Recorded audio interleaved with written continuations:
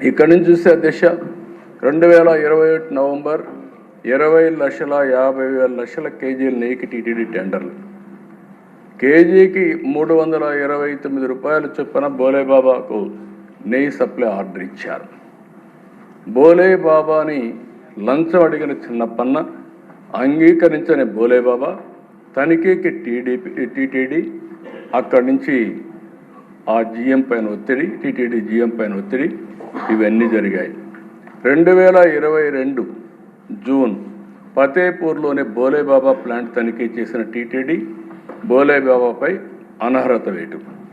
డబ్బులు ఇవ్వడానికి అప్పట్లో బోలేబాబాని తీసేశారు, కానీ నెయ్యి మాత్రం ఇన్ఫీరియర్ క్వాలిటీని అప్పుడు కూడా ఐడెంటిఫై చేయలేకపోయారు.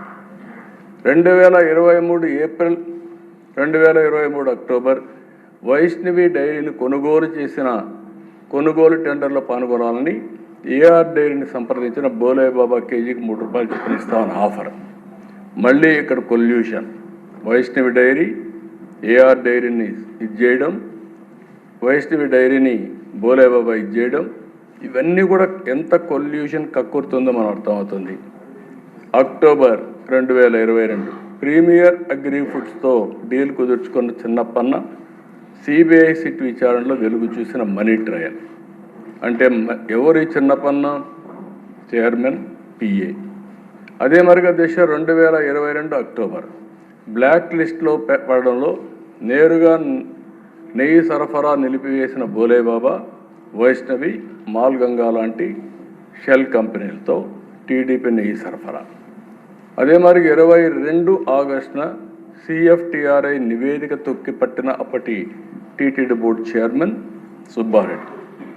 ఆయన దగ్గరికి ఇద్దరు పోయి వాళ్ళు క్లియర్, ఇది రివర్స్లో వస్తున్న దిశ.